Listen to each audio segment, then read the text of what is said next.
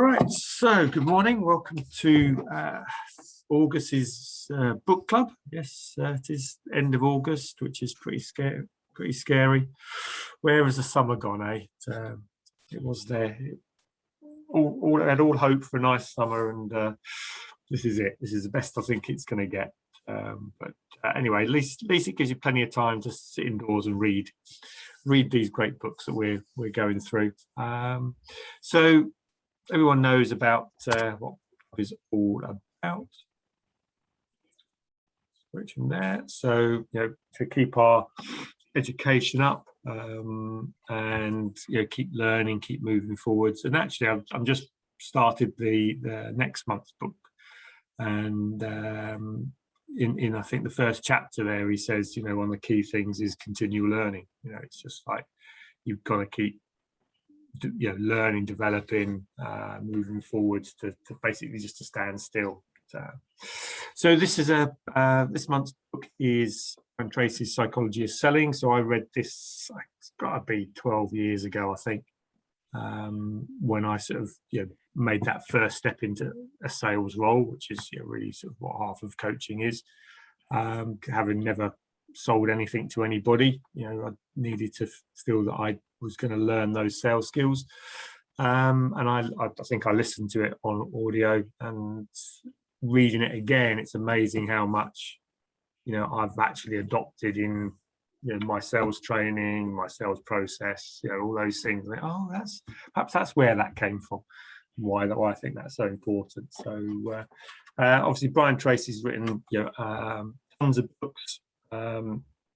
I think 80 books in total, which is pretty amazing, in personal development, sales, and he's got a very good.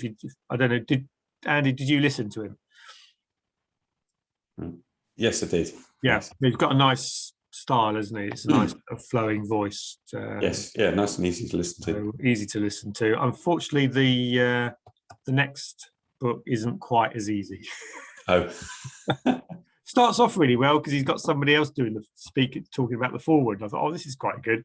And then he starts speaking, and he speaks as he speaks in real life, and it's like, oh, okay, this might take a little bit of getting used to, but it's worth persevering. So, and I won't spoil the surprise of what that's going to be until the end. So, good. So, obviously, it's quite nice. I think it was what eight chapters, if I recall rightly. Yeah, eight chapters. Loads of stuff in each chapter. I mean, it's amazing how much depth I thought he got into each one. So I thought we'll just sort of spend 10 minutes on each chapter. Some of, I think, got a little bit more into it. Some do. I think there was a bit of repetition in some of those, so really sort of looking about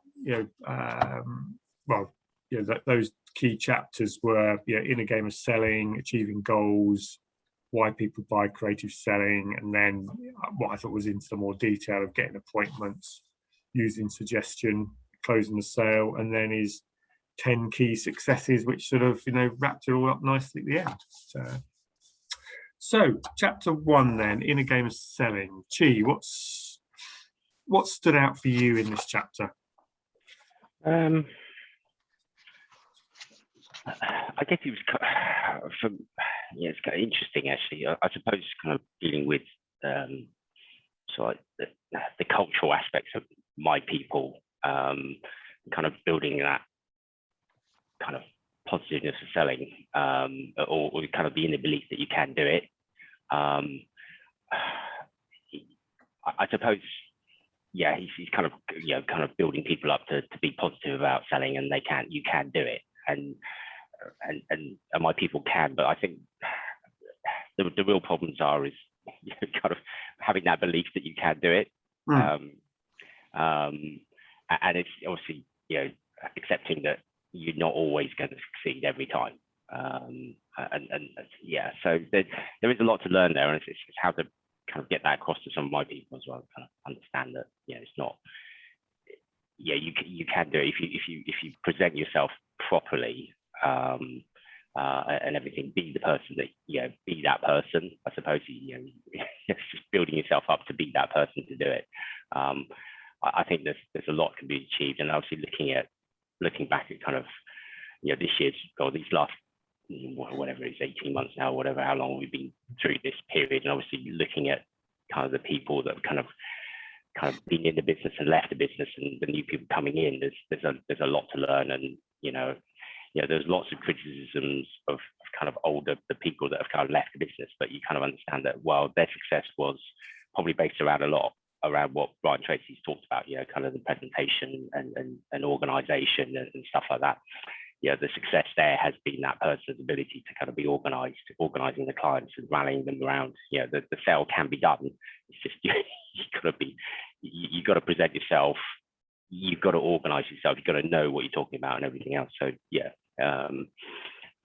that's probably quite key to our business, I suppose, going forward. That we the inner belief is there that it can be done. Yeah, very much that sort of that self-esteem, that inner belief. Yeah. I think I put a little, my quote here was, it's finding the people in sales that want to be better. They really want to push themselves and actually see themselves as where you want them to be, where they need to be to help the company move forward. So it's I mean, this I hate saying old school sales, but Brian, I think Tracy's coming from this from a that sort of commission-led sales role, that if I sell more, I make more. So it is that sort of feeling that in this role is you want those self-driven people who are going to sort of say, actually, I want to be earning more money, because if I earn more money, then the company earns more money. It's a little bit more difficult where you've just got a salary, there's no bonuses, just a salary-based sort of order-taking role. I think that's sort of where the book is coming from. And sort of saying to people, look, raise the bar. What are your personal goals? Where do you want to be? And then work at it. Failure is just a stepping stone towards that. You're going to fail. You're going to probably fail more times than you succeed a lot of the time. But you've got to have that inner drive to keep pushing through. So, what about you, Andy? I guess the thing that struck me in the first chapter and kind of in the whole book is probably that my expectation had been that the psychology of selling would be about the psychology of the person buying, but a lot of it is actually about the psychology of the person selling. Yeah. In fact, he probably talks more about the psychology of the person selling than he does the psychology of the person buying. And I think I would have to agree with him. Having been through that it was much more about the way I thought, moving into a sales role than anything that the client thought. Okay, there's some clients that don't want to buy, but you've got to identify those early so you don't waste your time trying to sell to people that are never going to buy what you're selling. So, and I remember going into sales meetings, trying to sell to people that didn't want to buy, and it's like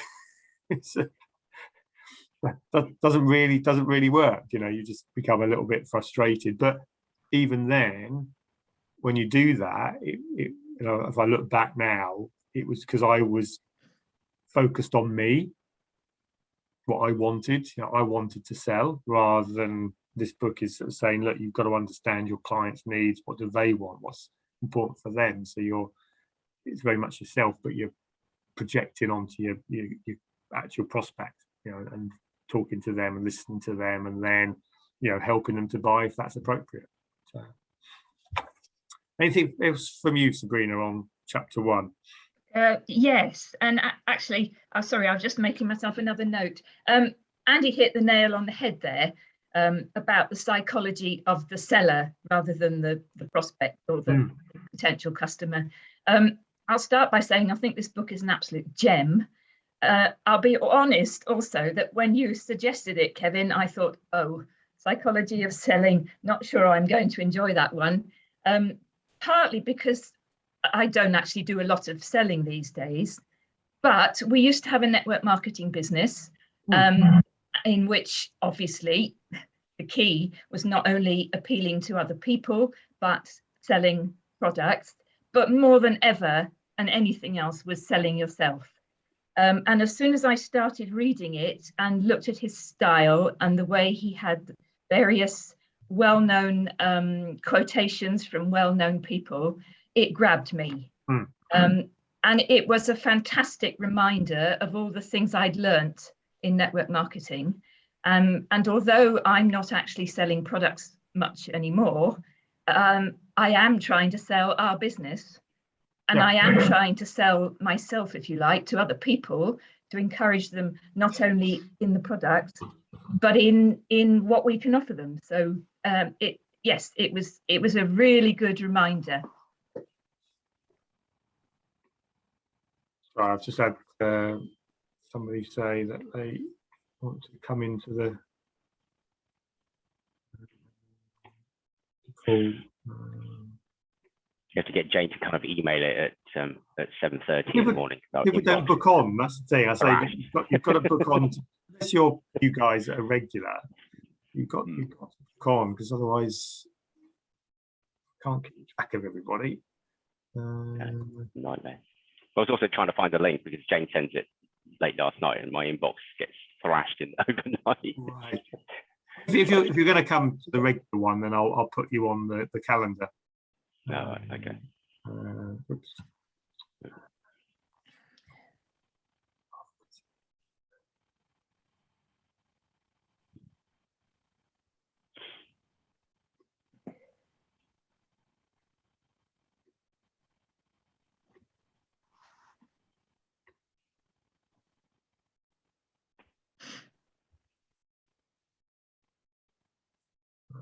Down.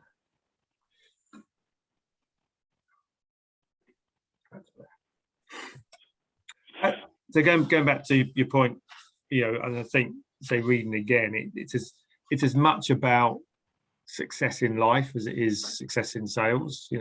Everything in here you could translate into anything you want to do. It's all still really relevant. You've got to believe that, believe in yourself. You've got to have the self-esteem. You've got to be prepared to fail. All of those things are really key.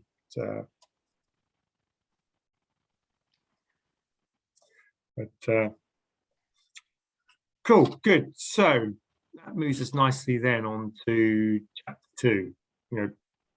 Setting and achieving your goals. As you know, that it's a big one for me. I'm always talking about be, do, have. You've got to be clear what you want to have, know your goals, and then be able to work backwards.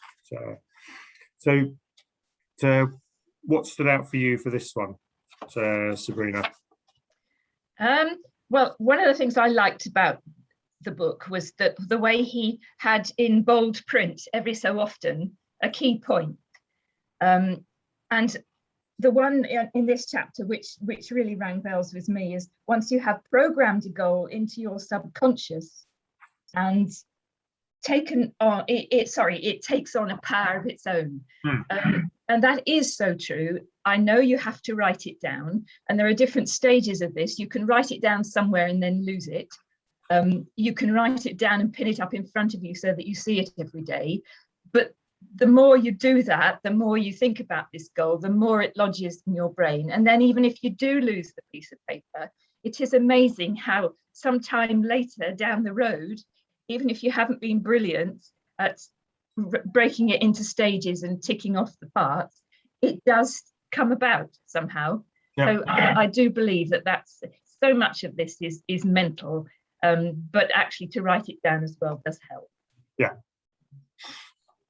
There was a story, I think there's a number of cases of it, but Jim Carrey, the actor, when he was struggling to make it, he read one of these books and he wrote himself a check for, I think, £1 million. And he sort of, said, like, that's one of the things, you write yourself a check for the amount of money you want in your bank account. And he sort of, he did this, and then it still wasn't working, and then he got his success, and then he found this check about 2 or 3 years later, sort of crumpled up in the bottom of his wardrobe. And it is, I mean, another book so along it is The Law of Attraction, that if you do this, then you attract great things to you. I don't really believe that you attract things to you. I just believe that you set your mind of, that's what I want to achieve, and then you go above and beyond, in order to get there. What about you, Chi? It's a fairly small chapter, this one, but I think pretty sort of powerful. Yeah, I guess it's it's around the kind of the goal setting, and not just talking about sales. I've got a number of goals to do, and you do have to understand that you have to set aside time to make that happen. I said, you got to plan it. You got to do the things that says you'll be do have thing. I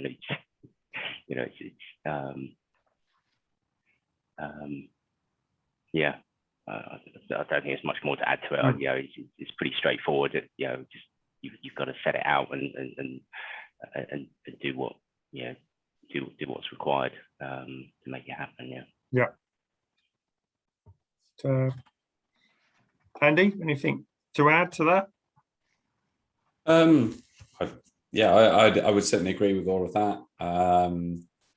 Sort of from my personal perspective, a lot of the kind of the goals and kind of looking at sales from almost sort of from that statistical perspective. I mean, we do set goals, we do track against them, but at the same time, I'm always conscious of the fact that the sort of statistical significance, I suppose, of our numbers isn't necessarily there, because we sell sort of large engagements, and one sale a month, if it's the right sale, is more than enough to keep us all busy. So it's so some of this kind of, I'm gonna do this, I'm going to do that, and every day I'm going to make these many sales. Well, not really. In order to smooth things out, we've got to at least be looking at a quarter. And that does, I think, from the kind of the mindset, you can't just look at it on a quarter. So we, rather than necessarily looking at sale or no sale, we need to be a little more nuanced and look at people on the journey towards making a buying decision. I think that's, if you look here, you've got your annual sales goal, monthly, weekly goals, daily goals. If you're not able to do some daily sales, what you're looking at here is activity goals. Mm-hmm. Am I doing the activity to actually drive the result that I'm after? So remember, I always talk about leading and lagging KPIs. Leading, that's the activity, that's what I'm in control of. Yes. That's really the only thing you can measure on a day-to-day basis is what specifically can I actually do. The goal, the result is just a result of that. So when it comes down to it, you're looking at what is the activity I need to do today that has the chance of achieving the goal for today, or the goal for the week, or the goal for the quarter. Yes. But whereas in his case, that activity is pretty much the same every day. Yeah. For us, it will depend on who we're talking to, what's in the pipeline, what's going on, as to what activities we need to do. So it's just a little more nuanced in our case. Yeah. I'd say everyone will be slightly different, but you've got to find what your activity is, what your timeline is. Sometimes we don't need daily goals. We can go weekly goals, monthly goals. but you've got to understand that that's the game you're playing. So the one thing that stood out for me was at the bottom of page 52, where he's got his action exercises. I don't know if he put it in the rest of it, but he said, determine the price you will have to pay in terms of additional work and sacrifice to achieve your most desired goals, and then begin paying that price. So that is that case. If you want it bad, if you really want that big, hairy, audacious goal, then something's going to have to give. You've got to. And if you look at people who, all the Olympians, and they say that I want to win Olympic gold medal, they're very clear on what they're willing to sacrifice in order to achieve that. Yeah, he has the aircraft taking off analogy at the end of the book, doesn't he? Where was that? It's in the final chapter. Oh, in the final chapter, right. Yeah, where he's talking about, you can, if you're an aircraft going down the runway, you can give it 80% throttle and you're still staying on the ground. You've got to give it 100% in order to lift off. That's kind of echoes back to the point he's making here. Yeah. So he did say once you're in the air, you can throttle it back a bit. Exactly, yeah. Once you've made it, then you can throttle back and sort of enjoy it. But you certainly when you're starting, you burn a lot of fuel in order to get there. Mm-hmm. And you've got to be prepared to put that fuel in. But if you continue, if that journey is continually burning fuel, then chances are you're probably doing something wrong. And that's what we're looking at in the building the business, is if it's constantly working 40, 50, 60 hours a week, then something's not quite right. You have to do it at certain times, as the chief, she knows full well the last few weeks. But that definitely shouldn't be the norm. That should be the exception. So cool. So chapter 3, why people buy. So you cannot teach a man anything, you can only help him discover it within himself. That's quite a nice little phrase there. So Chi, what stood out for you in this one? I can't really remember. I'm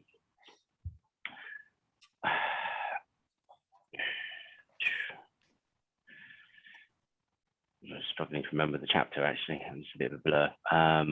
Kind of driving around, trying to get bits of book and avoiding traffic.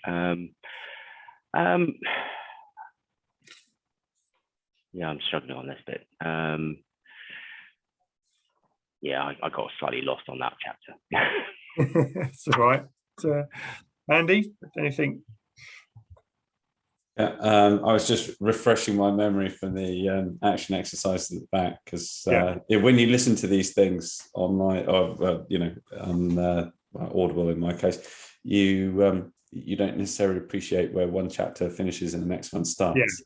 Yeah, that's why I always think you got to have the end of the book to flick back through. Yeah, even when you've read it, Andy, you still go back and.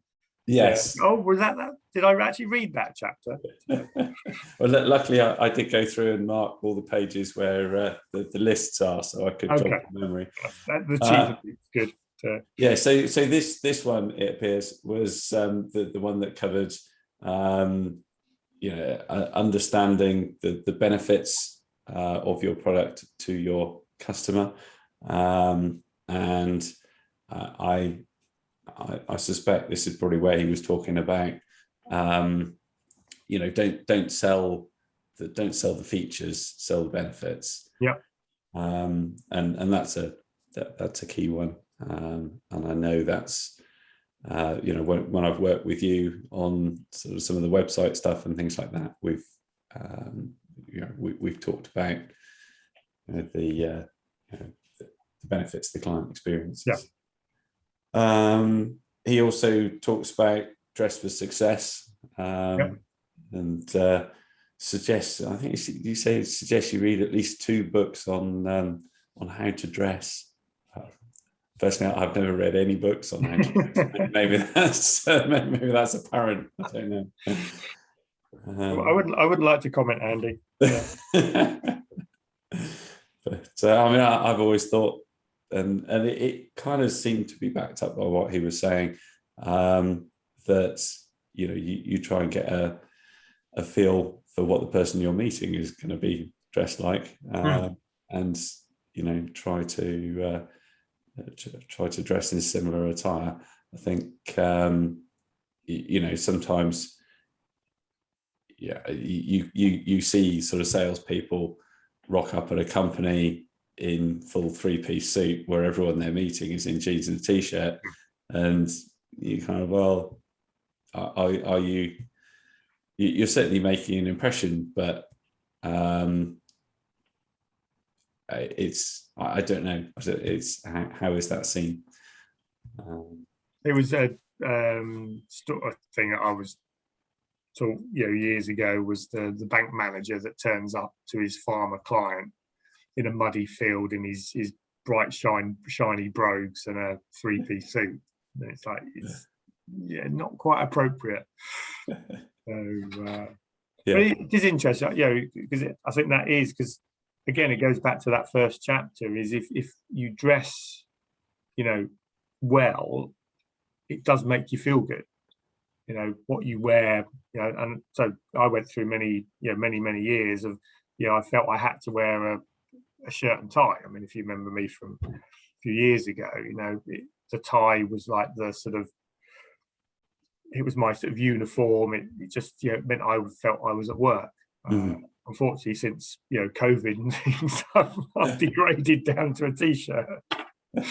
But it doesn't, a shirt and tie doesn't feel appropriate on Zoom, online. It just doesn't feel the right level of clothing. So it's again, it's that self-awareness and thinking about it and thinking what is appropriate in the sales process. If you remember when we do the sales training, the trust, need, help, hurry. Part of trust is appropriateness. You've got to be appropriate to the people you're selling to. And it's probably plus 10%, something like that. If they're wearing a shirt, you can wear a tie. If they're wearing a t-shirt, you can wear a shirt. If they're wearing jeans, it's got to be that way. Because I think that the big thing for me out of this book was, it is almost, it's 100% emotion. People say about 20% emotion, 80% emotion, 20% logic, and his view was no, it's 100% emotion. That first impact, that first, like, here I am, people will judge. You can't help but judge based on what's in front of you. And if you look at somebody, it's like when you see Boris. You can't get over that first judgment of Boris. It's like, how the hell is this guy, prime minister?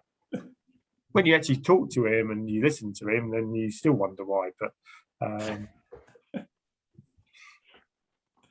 and again, Corbyn had the same issue. Michael Foot had the same issue. These people were just did not seem appropriate for the role that they were trying to get into. Anything, Sabrina? What's being the only female on the call? Well, you make me chuckle, actually. Firstly, just as an aside, I can't honestly think of anybody at the moment who would make a good prime minister, but there we go. We're not talking about politics.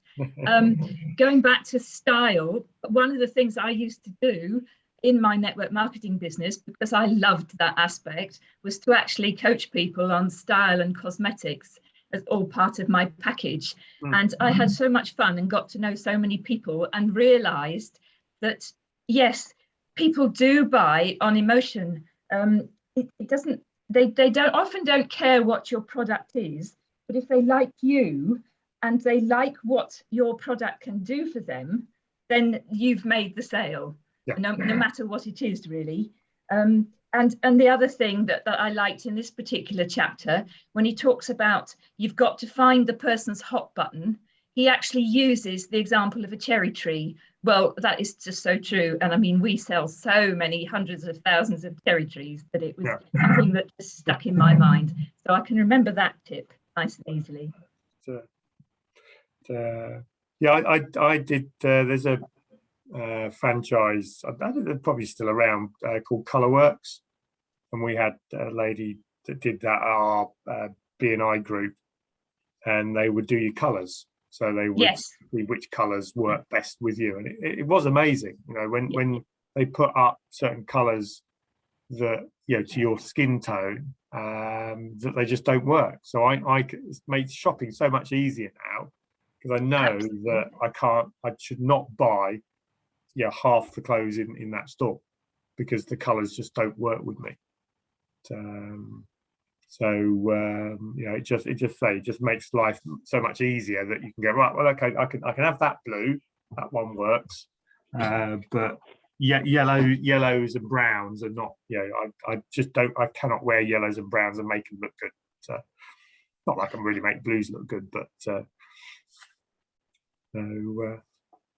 cool. So I mean, he put these sort of 11 things down. These are the emotions. We always talk about move away from, move towards. Those are the two key emotions. These are sort of some of those that come from that. Are you moving towards more money or moving away from lack of money? Security, all of these are just emotional based. So our job within the sales exercise is to find out what that emotion is going to be. How does, as I think you said, Sabrina, how is my product or service going to make you feel? If you can tap into that, then you're pretty much going to get a sale. So what about chapter 4, creative selling? So here we have there. So let's start with Andy then. So this one. Okay. So one of the things in this chapter was his idea of once you've set yourself a goal, then every day you can try to come up with 20 things you can do to achieve your goal, and then you can kind of, once you've brainstormed that, you can kind of pick the best one and do it. And his point was, if all you did was just write down 20 things every day, then by the end of the year you'd have thousands of good ideas to choose from in order to move things forward. So that was quite nice. Yes, my thought with that is always, I think if you're a salesperson, you have one goal, which is kind of to sell. When you're running a business, you've got a whole lot of goals, and you can't necessarily be so focused on one thing. But it doesn't mean it doesn't still apply. It just means your energy has to be a little more spread. Yeah, and that's why you've got to build teams around you, because you want the sales person in charge of sales to have those goals. Yes. It's not my job to set them, it's my job to ask you the question, have you got the 20 goals that you need to go for? So there was some stuff in here about sort of finding out why your customers buy from you, and how they see your basically working out how your product is differentiated from others. I think that's a valuable exercise to try to we always ask for feedback from clients, so we do get some of that information, but I'm not sure to what degree we kind of specifically ask that question. So it might be interesting to try and get a bit more insight into sort of exactly what the differentiator is, what is the thing that made clients choose us over somebody else. I could guess, but then I might guess wrong.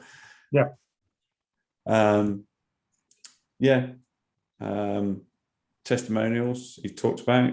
I know when I'm reasonably convinced that I've seen a correlation in conversions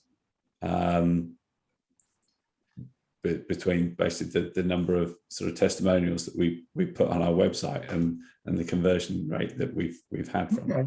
Yeah. I mean, not a kind of exact. I mean, it doesn't go on forever. You can't keep putting more on and still see the same benefit. But at one point we had, we had like 2, and they were a bit kind of old and stale. And then we said, oh, this is silly, we need to get more on there. And so we've got dozens now.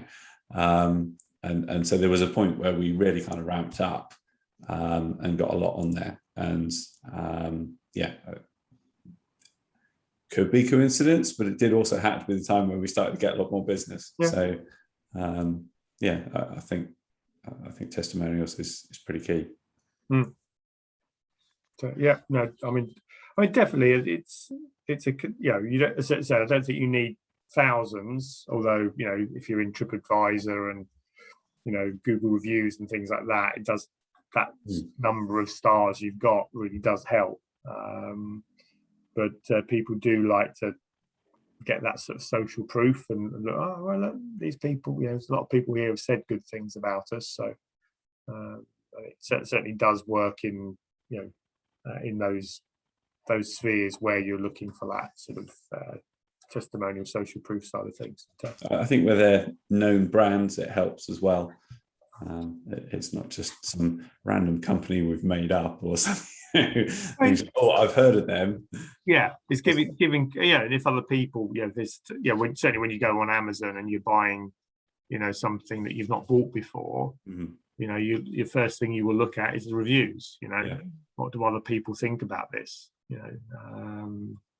So, and if you're not harvesting good reviews on those things, then no one's expecting a perfect 5 out of 5 for every single review. But what they want to see is more decent reviews to negative reviews. So if you're not harvesting good ones, when a negative one comes on, it's going to be disproportionately sort of demeaning to your site. So, G, what about you with creative selling? For us, it's kind of hugely difficult. Obviously, we've got different parts of the business, but I suppose the reviews are we've had a website now for just before the lockdown. It went up, and the kind of the work on kind of Trustpilot has kind of helped. We're getting although the main part of our business is wholesaling to kind of restaurants and takeaways. The website has kind of led to a lot of kind of inquiries. People have kind of been able to explore some of the ranges that we have online, and the reviews and everything else. So there are lots of things that we can do to make the sale less about price, more about what we can do and what we have available in stock. So the challenge is trying to work on new ideas to make that happen. I think on the trade side, trying to collect testimonials from customers is going to be the challenge, I suppose, going forward. There are, I guess, within our industry, there are kind of people that have been around a long time, and people might know who they are and things, knowing that we supply them. They probably already know, but it's a case of persuading customers that they can help us by writing a review. So there's a lot we can do. We've kind of explored things that we kind of not necessarily, we thought, well, we'll need Trustpilot on our website to make people buy retail. But then that's kind of led to a lot of phone calls. People have found us, and maybe they're struggling at the moment to kind of get deliveries and things, and we won't even start with that. That still remains a challenge. But there are things that we can kind of sell that say we've got more stock than anyone else, and we've got the ability to supply. So I mean, testimonials sometimes will tell you what people value for what you do, so you can find your USP. I mean, this really, chapters for me is about USP and niche. It's what is it makes you special, what should you be talking about. I did like the Smirnoff vodka little story, if you remember that one. Oh yeah. where they couldn't get no Americans would drink a Russian drink because of the Cold War, and then they sort of went on to the base of unique selling feature that no one can smell Smirnoff on your breath after you've drunk it. So it suggests that all of America are just alcoholics. So if it worked, but we had the similar situation where the story I use is Coors beer with the ice, the cold filtered beer that all lagers cold filtered, but they made a thing of it because the one thing people don't like is warm lager. The colder the lager, the better. So they became the #1 lager brand based on that, and they're still using it. You see their crazy adverts now with guys swimming in the snow. Have you seen that one? Yes. Cool. So where are we? So getting more appointments then, Sabrina. What was your big takeaway from this one? Yes. Okay. Right. I think the first thing that hit me was you've got to make an instant correct impression. The first 15 to 25 words out of your mouth set the tone for the rest of the conversation. So it's worth really planning what you're going to say before you, I think it's this chapter, before you start saying it all, and to have, now he talks about a well-practiced script, which is fine, and it's how it should be, but you mustn't make it sound like these people who phone you up cold call and read from a script. It must appear to be enthusiastic, but you need to relay confidence, and that's why it should be well practiced. And I think it's in this chapter, it also talks about standing up when you're prospecting people and when you're selling, but then not when you're showing them the business, when you're showing them a plan or the attributes. You need to be relaxed and sitting down. And I like that contrast. There were some really quite helpful tips in this. No one buys a product or service standing up. Refuse to sell it that way. So, yes, absolutely. And never expect people to call you back, no matter how honest or intelligent they sound. And that is true. They just won't. You have to apply all these hot buttons to start with. Having said that, John and I pride ourselves on the fact that we don't make instant decisions. But we have on occasions rung people back and say, we did like you, we did like your product, and we will. So you don't need to give up completely, but you do get a feel for actually what that prospect is like. And if you follow the guidelines, it works. I think it was in here where he says, the problem with salespeople is they expect that as soon as you walk out of the meeting that, when they say, I'll think about it, that the prospect will continue to think about it for the next 3 weeks. Whereas the reality is, as soon as they walk out of that meeting, they've forgotten everything you said. So often, and it is the biggest frustration, I think, in sales is, trying to get hold of people after the event, and just get a decision. We had the meeting. Were you interested in the product? And then you send emails, you write to them, they don't respond. And generally that is, no, I'm not ready to buy now. It's not necessarily a no, I'm never going to buy from you. It's just, at this point in time, I don't have the headspace, or you didn't touch my emotional buttons enough to make me think this is the best thing I need to do right at this moment. So, cool. Chi, what about you with getting more appointments?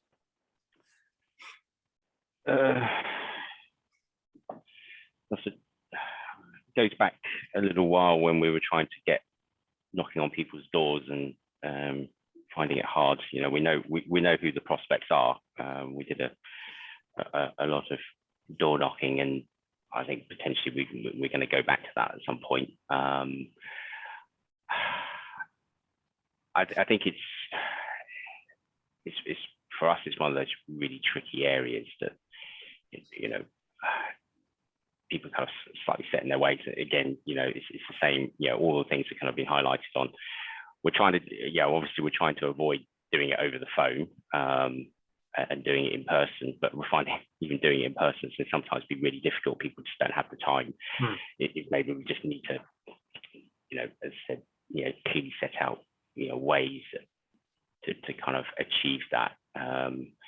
Maybe there are kind of tricks that the old sales guy that left, kind of didn't leave behind. He kind of left a list of customers.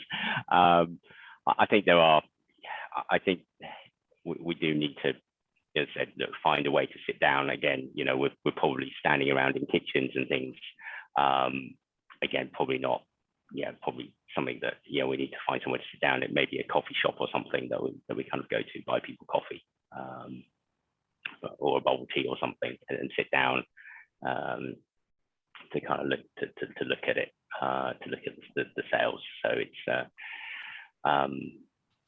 there are lots to think about there. That there are lots of kind of techniques that we're just kind of going at it in a kind of just get in the door and start talking. We need to work on the approach. How do we break the customer down to start listening to us, or listening to the salesperson that's in the door, and understand that what are their priorities and things, what issues they have, because it's all far too easy to say, I've already got a supplier. There's lots of us out there. There are 5 or 6 of us. So if you've already got someone, then yes, that's an easy defense. I've already got someone supplying my chicken, or got someone supplying my rice. I don't need a third or fourth or fifth. The challenges are kind of taking a different approach. I think and I was talking to Gary at HH, and he was doing lots of meetings but not converting any, and it was sort of along those lines. Was, look, it's not as if they're not buying meat from somebody. They've already got a supplier, so there's no point in sort of beating it. That's sort of the elephant in the room, as it were. So you've got to address that straight away and say, look, Mr. Client, prospect, I realise that you're currently using a supplier. Could I just ask, who are you using? What do you like best about them? And they'll tell you. That's great. That's fun. Look, well, if it's working really well, then there's no way that you're going to be looking for a new supplier. But could I just ask, what is it that frustrates you about them? And then they'll tell you all the things that frustrate, and say, well, look, if I can solve that problem for you, would you be interested in giving us a go? So it's too many people hide around that sort of the key fact that they're already doing something, and if you tell them that supply you're using is wrong, and they're not as good as we are, what are you actually telling them? What does their subconscious tell them in their head? Well, I guess it's putting them on. Well, it's putting them on the. I don't want to put it. You're telling them that they're doing things wrong. I suppose they don't need to. You're telling them that they're an idiot. You've been an idiot for the past 10 years. Now, who likes to be told that they're an idiot? Even if they know they're an idiot, who likes to be told that they're an idiot? No one likes to be told they're an idiot. So we can't go in on that. We can just go in on the fact that, look, there is another way, and you weren't aware of this other way, and today is just for me to show you that there is another way if you choose. But again, it goes back to the previous chapter. If you're not sure what your USP is, and you know that your point of differentiation over every single competitor that you could be up against, then you're going to fail on that call. So if there's a big player in the market, you need to know exactly what they do well. So you can empathize with them, why you would choose somebody like that. Fantastic, got fantastic range, haven't they? And they've got, their prices are really cheap. but you know that their quality and their service levels are generally poor, so then you can push on that button. So how do you find their delivery? How do you find their service? What's the consequences of them missing those deliveries to you? You know, how much of you do you think you've lost over the last 12 months because they've not made that delivery? And by doing that, you then get them to actually start going, oh yeah, actually, now I come to think of it, yeah, it is a bit crap, isn't it? And I was an idiot. Yeah. What have you got to offer? Cool, Andy. So what about you for that chapter? Yeah, I guess it's another one where I feel sort of our sort of sales process maybe differs a bit from this guy's experience. And he does talk about some selling more complex products, and the fact that you will have to come back and you shouldn't expect somebody to buy on the first day. Yeah. And one of the challenges that we have is that most of the time people are not looking for our services. Yeah. We have to be speaking to them at exactly the right moment, and you can't be calling people up all the time on the off chance that you're hitting the right moment.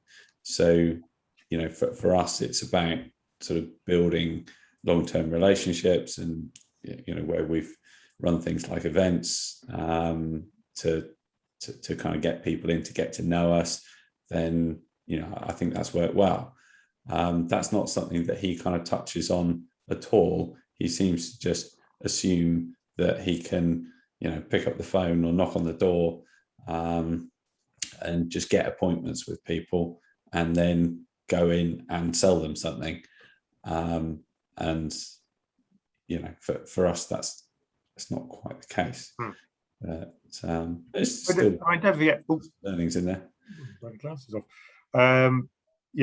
For me, this is a sales process.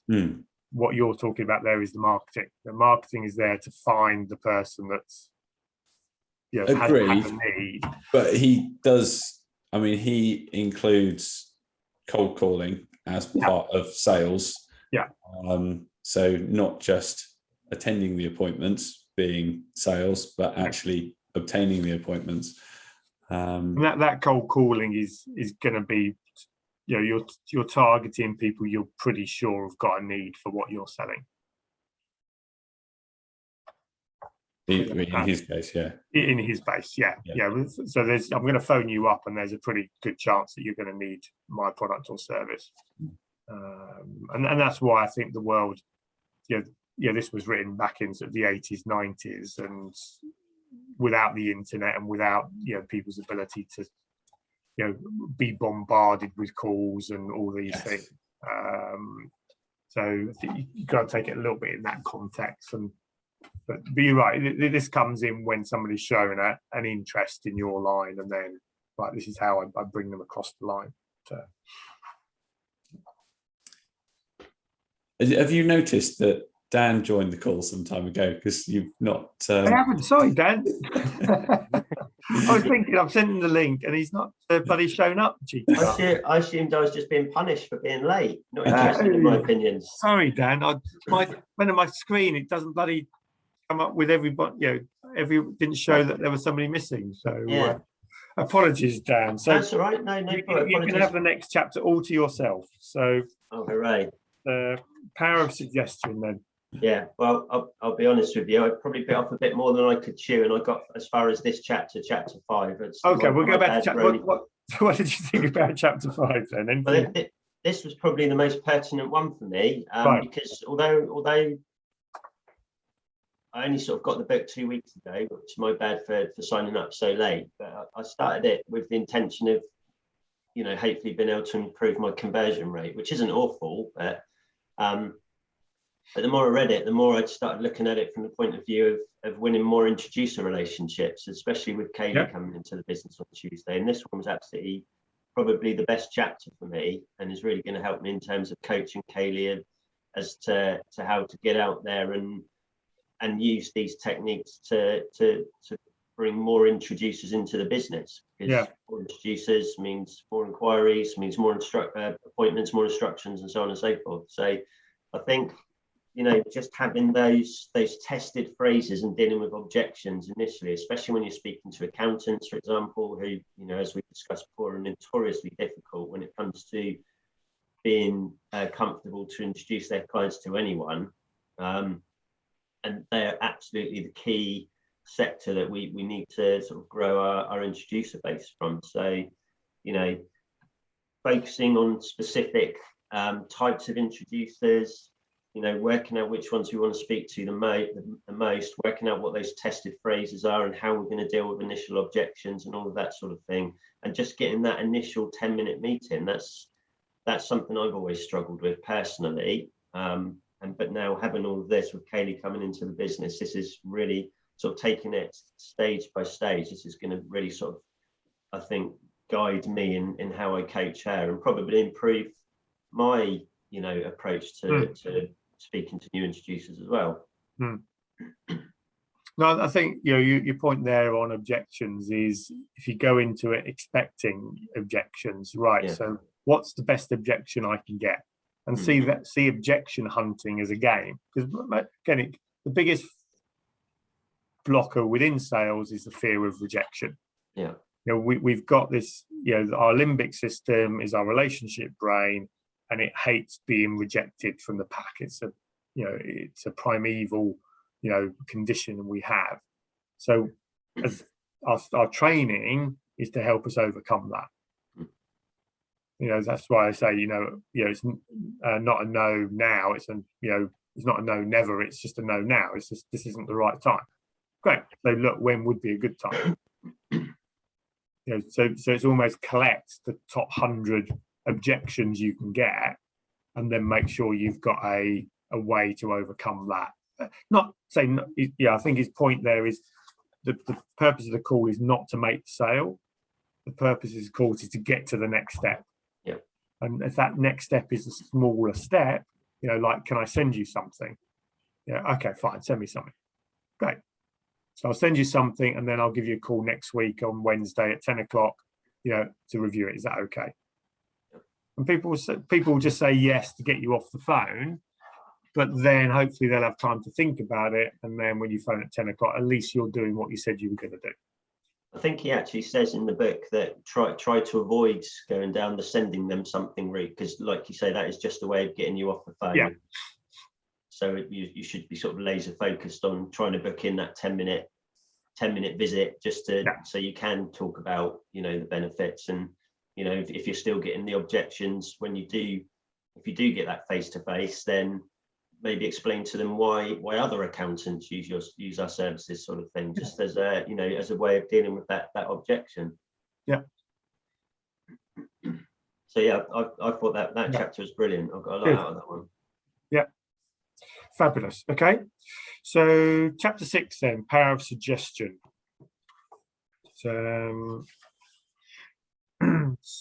Sabrina, do you want to? Yes, a couple of things. We've actually touched on both of these before.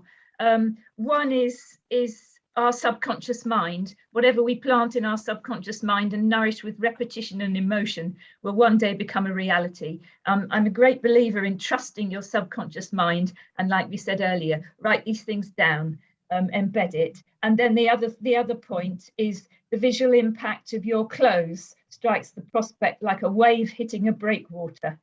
And I think both of those things put together, it's, as I said, we've touched on this earlier, but it is a very important part of selling. Yeah.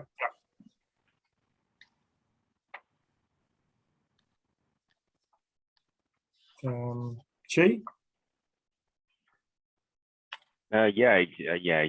Kind of, in terms of, talking about, the way that we talk to people, I guess that's really important.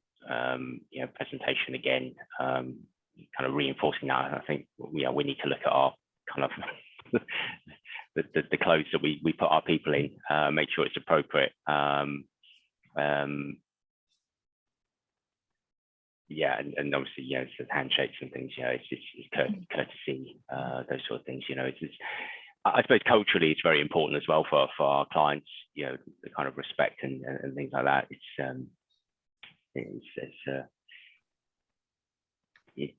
yeah, it reinforces all of those things that, you know, we do need to kind of know people. I think we need to kind of work on that a little bit more, kind of know our customers. You know, I suppose on the other side of the fence, you know, in terms of me as working as a buyer, I'm working much more on relationships with on the supplier side, and understanding, you know, where their problems are, and kind of building that rapport, and being able to build that trust that, you know, if there's an issue, if a supplier has an issue, they come to us quickly and kind of say, look, there's going to be a problem down the line, especially at the moment. You know, there's lots of issues. People coming to us quickly, and we're front of mind. That there is that relationship that, you know, they can pick up the phone and say, look, there's going to be a problem in a couple of weeks. You know, we suggest you do this now, and try and work, you know, closer with people to get over those issues.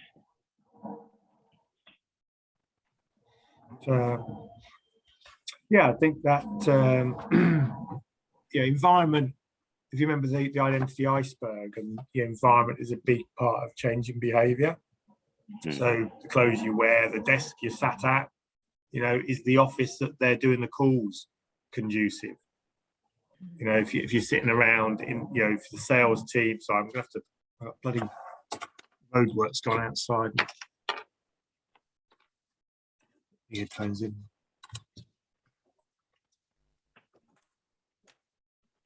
So they're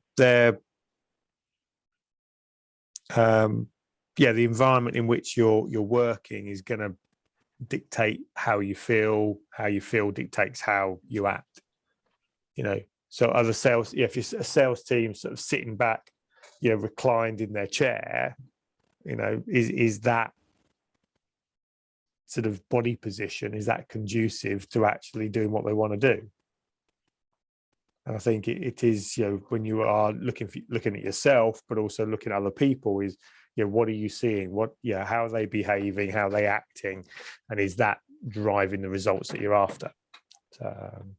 So sometimes, you know, the sales team, you know, should they be in the middle of, you know, the operational activity with all the stuff that's going on, you know, a noisy environment, or should they be in, you know, wearing headphones, noise cancelling headphones, and just be focused on, you know, on the sales side of things?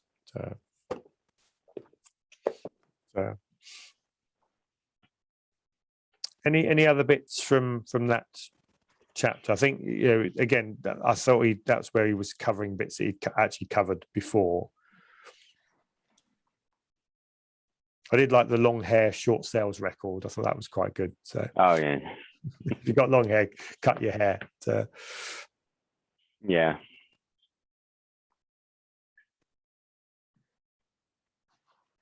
I'm not sure that particular point is hugely relevant in today's day and age, especially a post COVID and all of that sort of thing. I personally think people will be a lot more relaxed about that sort of thing. Obviously, there's a time and a place, but yeah, I'm not saying I'm going to grow my hair, but no, I do get what he's. It just did make me laugh. Having short hair, I would have to agree that. But again, it goes back to appropriateness. You know, if it's appropriate, if it's neat, if it's tidy, if it looks good, then great. You know, and obviously, if you're female, then it's probably less of an issue. Move on before we get ourselves. The customers are as well, isn't it? Yeah. If you're selling surfboards, then obviously there's a type, isn't there? But I think, you know, it's being appropriate for industry. I think, you know, I suppose one classic example is one of the BBC weather presenters, Snaffer. You know, he was, you know, obviously during lockdown, he decided that, you know, he's going to grow his hair and stuff, and grow a beard, and it looked a bit shabby. And, you know, he's had it cut recently, and it's sometimes very distracting, because as you said, you're making a distraction of yourself if you're not presented properly, I suppose. Yeah. People just looking at you going, this is wrong, and they're not opening up to you because they just don't like what they're hearing or what they're seeing. It doesn't matter what you're saying, they just don't like what they're seeing, I suppose. You've got to take on board that people will judge you based on what they hear and what they see and what they feel. And therefore you've got to be aware of that and be appropriate. If you've got a salesperson that's covered in tattoos, you've got to understand that people will react to people with tattoos. Now, in a certain area that will be fine. In certain areas it will just be a no-no. We all get the ability to make choices, but we've got to make sure for ourselves, but more importantly, when we're building teams, that we are looking at that. And I know in today's sort of equal rights, it's more difficult, but I still think you've got to take that on board. Cool. So number 7 then, making the sale. Andy, what did you think about our types of buyers? Yeah, so it was an interesting one. Obviously, it put me in mind of the whatchamacallit. What's the profiling called again? Disc. Yes, that's right. Yes, the disc profiles. But yes, it's certainly helpful to think about the personalities of the people you're talking to. I think to a degree we naturally do that, but yes, it's worth thinking about, not just sort of how you talk to people, but actually how you change the process for them as well.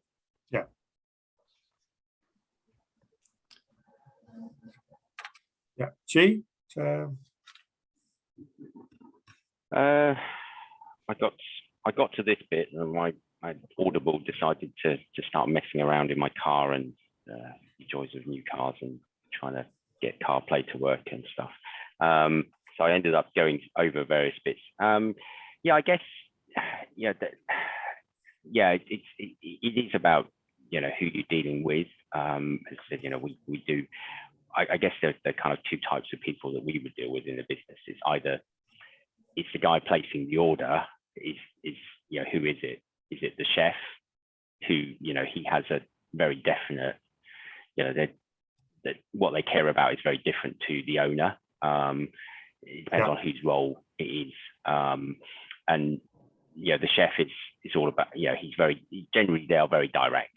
They don't, they're very direct about what they're going to get, when they're going to get it, when it's going to turn up and stuff. They're very much about the kind of need and stuff. Whereas the owner's more, he's looking at prices. He wants to negotiate a lot more. So again, we need to, as part of our process, we need to find the right people. We need to identify those people that we're talking to and what role they have and adjust the way that we do. We make the sale with each type of person, or it might just be the person just giving the order. They've just been left a load of instructions.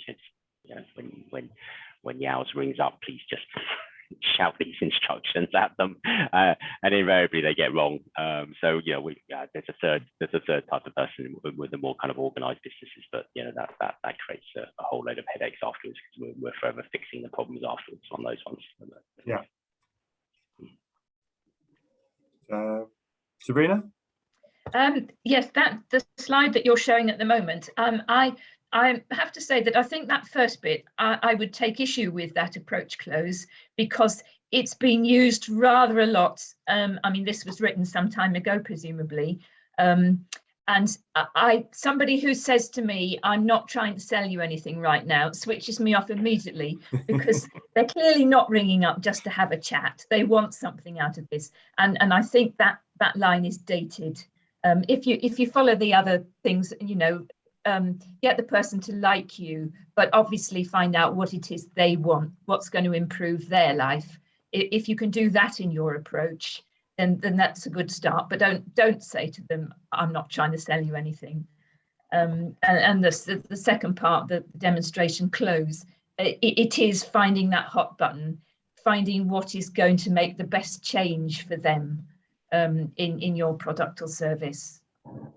Yeah. Yeah, it's I think that, yeah, the approach close is I think again, Tom Hopkins says it better. It's actually being clear what the purpose of this call is. You know, the purpose of this call is just to see if you've got an interest in this particular range, have you got this particular problem. At this stage, I'm not looking to sell you anything. You know, I'm moving on to that. I'm just trying to see if go back to your point, Dan, with the accountants, because they're generally, you know, hard to get through to that. You know, is that I'm not selling anything. You know, I'm just seeing if you've got, you know, if you're looking to be a proactive accountant who, you know, wants to help his clients. That's what I'm trying to do today. That phrase does immediately raise skepticism, though. And that's why you've got to work on your own scripts. So and sort of say, okay, job title? What would the languaging be that would make it work? Yeah, and then you do play around with it a little bit. Just reflecting on the personality types again, an interesting one is where you've got multiple people involved with radically different personality types, which has tripped me up in the past, because I had we had an inquiry. I had a long phone conversation with a guy who was very detail orientated, asked a lot of technical questions, invited me up for a meeting. I prepared a presentation on the basis of meeting him. Presentation had lots of details, all the sorts of, you know, answered the questions that he'd asked. I took a guy with me who was very detail orientated in order to try and field some of the more in-depth questions. We got up there and the guy was there, but he brought in these two directors who were the polar opposite of him, and they drove the meeting. And I was like, oh yeah, I've got all these slides, but you don't want to see any of that.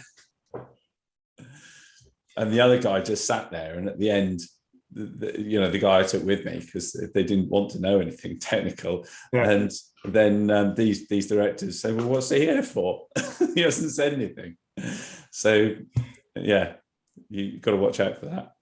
I say, yeah, there's always going to be a left field ball that just sort of think, what the hell's, you know, I thought I'd planned perfectly for this, but then that's, I think, you know, if you're aware of that, then you get better at actually changing tact and going, okay, there's no point in me going through all the detail on this.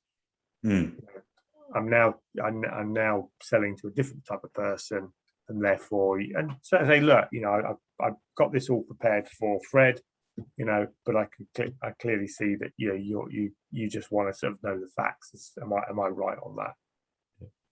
So let me just sort of paraphrase what was in this report.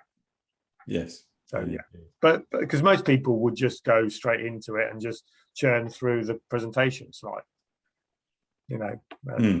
So I think that awareness is key. You know, that self-awareness and awareness of others is one of the key points in good sales.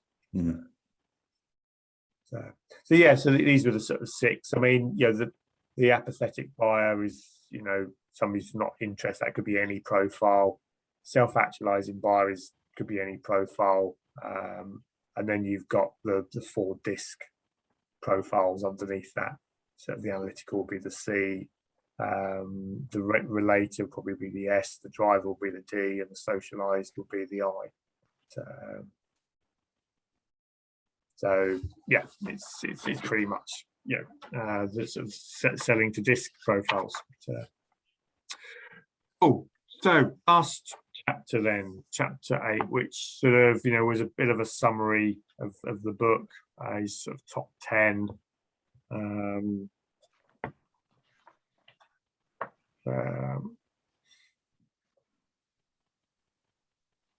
for Chi, what's what did you probably didn't quite get that far? No, I but, didn't quite get that far. Sabrina? I think this was the first point at which he introduced the golden rule, which I've always liked, to treat everybody as you would like to be treated. Having said that, you've got to appreciate the different types of personality, put yourself in their shoes, and treat them as you think they would like to be treated if you were like that too. Yeah, I think that's what our disc guy says. That's the platinum rule, is treat people as they like to be treated, right. As you like to be treated. Yeah. So right. And then, as you said, that the action exercises at the end of the chapter, which were good after every chapter, but this one did summarize. And the key one that hit me there was, and I had to learn this because I used to talk an awful lot and actually not listen to the replies I was getting. But you need to become an excellent listener and to ask good questions to elicit the information that you need to make the sale without interrupting, and pausing. Absolutely key is pausing. And my husband is really good at this, but he pauses so long that people think they have to keep jumping in. Actually, once you understand how his mind works, you can have a good information exchange if you allow him time. And then actually feel that you've made a really good sale because you knew what that person wanted, and you've hopefully met it for them. So listening is absolutely key. Yeah. Cool. Andy? Yes, I think so. By the time I got to the last chapter, it was kind of, it felt like it wasn't really about sales anymore. It's just a bit of general life advice. Yeah. But yes, I mean, all useful stuff, mostly things that, you know, we've covered in other books and things like that around, you know, goal setting and all that sort of thing. But yeah, this is the chapter where the aeroplane analogy came from. Okay, that was that obviously stuck because I remembered that. Yeah.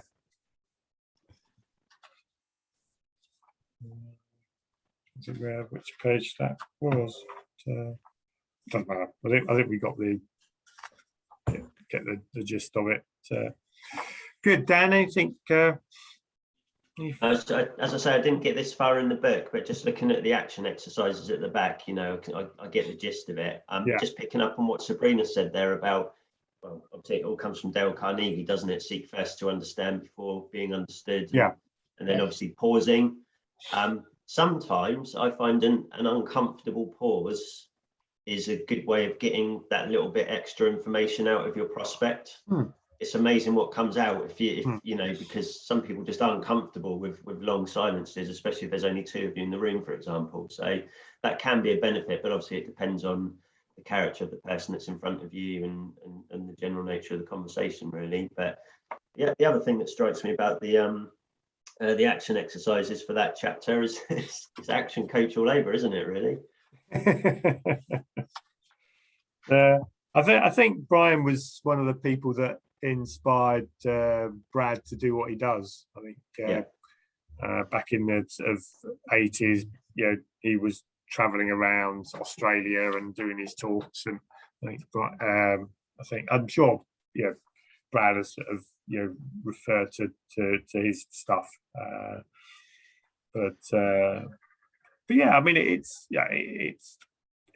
to me it's a good sort of summary of, you know, what it takes to be successful in anything. You know, it just happens to be put this into a sales sort of sales arena, and I suppose that's really go back to, you know, recruitment and bringing people in. You want people that would read that and get it and actually go, yeah, okay, that gives me something to work on. Because there would be people that would read that and go, well, I don't really understand what it was talking about.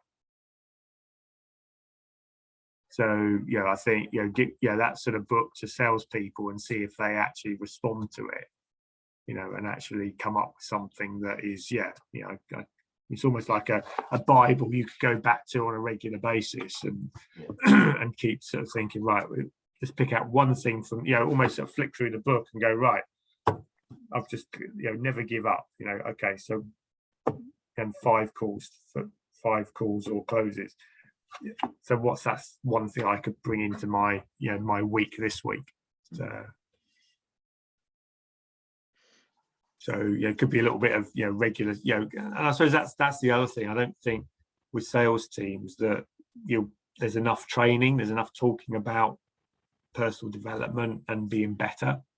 You know, we just and also if they're doing okay, we just accept they're doing okay. And we're not actually sort of seeing, well, how could we get more out of them? Could they be pushing on to that next level? Yeah. I will definitely be giving this book to my new recruit to read, without a doubt. Good stuff. Any final points from you, Sabrina?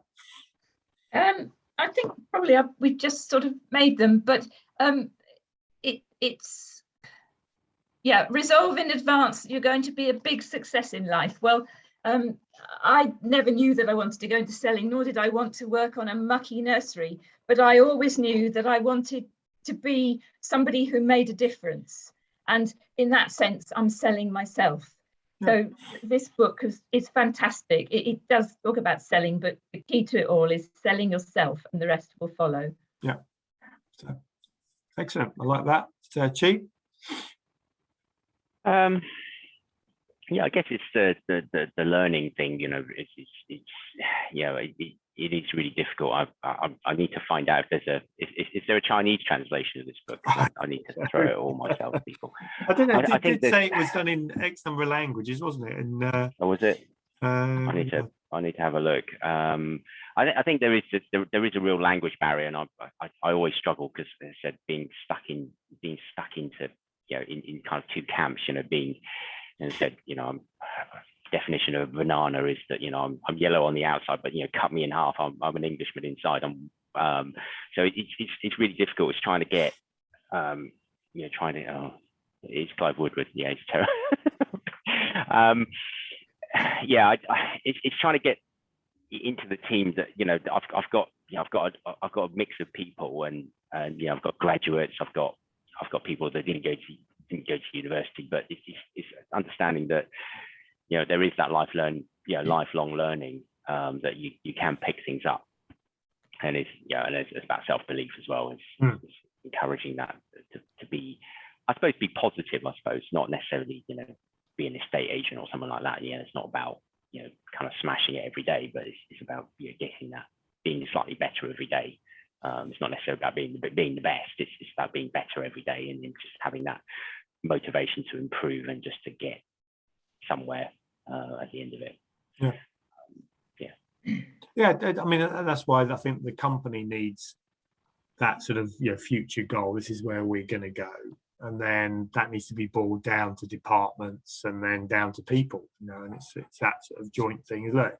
You know, we're going here. Do you want to come on the journey with us? If you do, then you know, you're going to need to grow and learn. You know, and hopefully, if you've got that type of person in your organisation, then making this stuff available to them is, you know, that's what you want to see. It's not.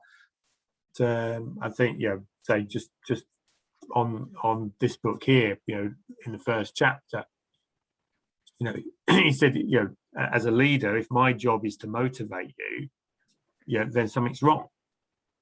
You know, you need to bring your motivation to the table. You know, I then take your motivation and channel it, but, you know, I can't sit there and motivate. You know, we're talking about the England rugby team. You know, if playing at Twickenham against New Zealand in the Rugby World Cup final does not motivate you, then you shouldn't be on the pitch.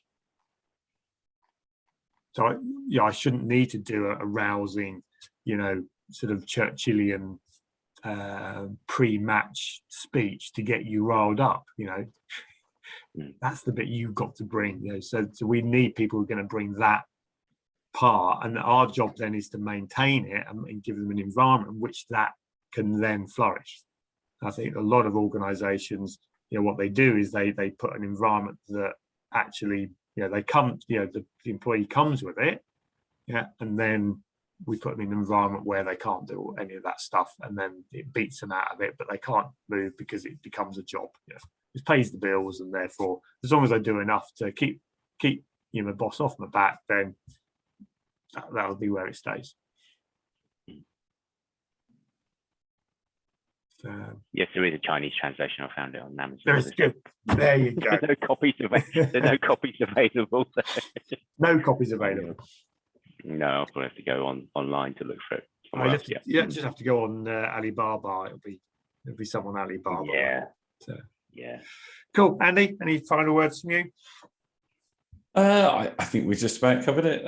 It's a useful book. I think I should probably dip back into it from time to time to pull out some gems. I'll say, 12 years after, I think 12 years, it might be longer after I first read it, it's still relevant. There's bits in there, I agree with Sabrina, that probably are a little bit sort of, old school selling, but you take the bits out, you understand why it would work, but you just got to apply it into a modern world. Fabulous. Cool. So next book, I've chosen Clive Woodward's How to Win. So has anybody read Winning? I think have you read Winning? Yes. Which is his sort of autobiography of his journey of taking. Well, it's his autobiography basically of up to, I think, pretty much up to the 2003 sort of World Cup and a little bit into the Olympics. I think wasn't it part of the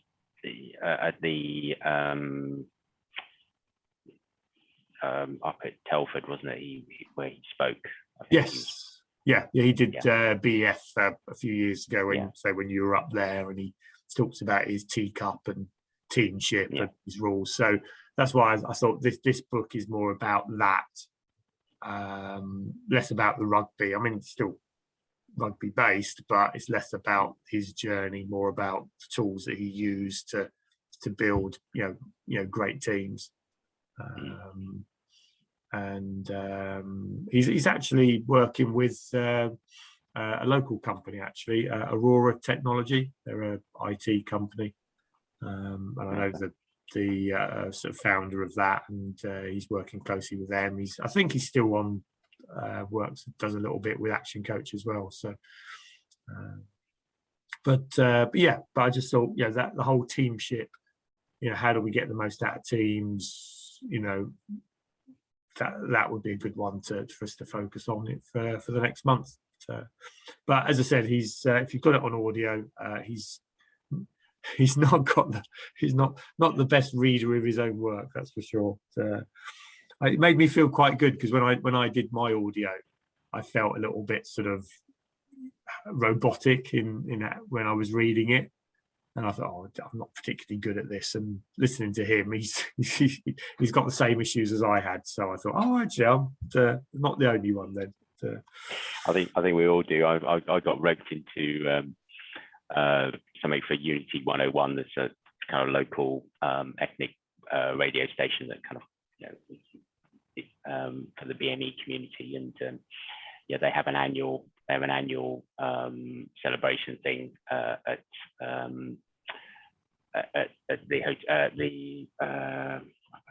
hotel, what used to be the Harbour Hotel at the bottom. Obviously, there's a new one, the old one. But obviously went virtual last year, and he kind of got me to kind of write it and deliver it over an auto cue. It was a complete nightmare.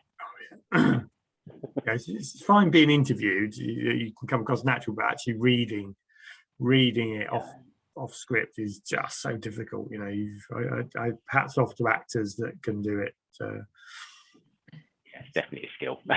It's an ability to read ahead, understand it, and then speak it, rather than just read each word as it comes up. So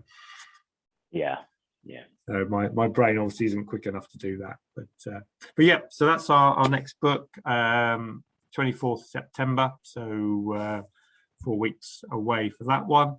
And then the mastery workshops are still there, so please, we had a really good one yesterday, good discussion around it. Was sort of on sales, so if you haven't been to one for a while, please do revisit them, and if you've got team members that you think will benefit, please get them booked on, and do remember the Monday email. Dan, do you want to come to this regularly now? Shall I put you on to the calendar request?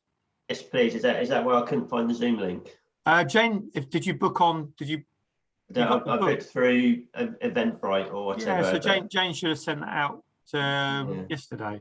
I don't know. I couldn't find anything anywhere. Okay, so. I'll put you on the calendar request, and you can accept it, and it goes in the calendar, and you've done then. So and I think I'm not sure if I've put you on the calendar, so I'll.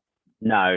Jane sends out the an email the night before, but yeah. As I said, it's I mean, if you're going to be a regular, then I'll just say to Jane, look, every book, then you're on it automatically. Then, but if you just want to come to the odd one or two, then you need to book on through the Eventbrite. So I'll book both of you in so that you're there regularly. So good. And it's good to have you along, Dan. So, okay, so have a good rest of today and a great weekend and a good bank holiday Monday. So enjoy, and I will see you soon. Cheers, Kev. Have a good one, guys. For now. Yes. Before you go, do you want to come on the 10th? Yes. Yeah. Okay. Yeah. I won't wander around the boat show afterwards. As it's Jacob's birthday, so I'll have his grandparents round afterwards. But yeah. Okay. Go for lunch. Yeah. Cool. Okay. Get out of the office. Do you want meat or veggie? Meat's fine. Yeah. It's fine. Okay. Cool. I'll see you later then. All right. Yeah. Okay. Cheers. Bye.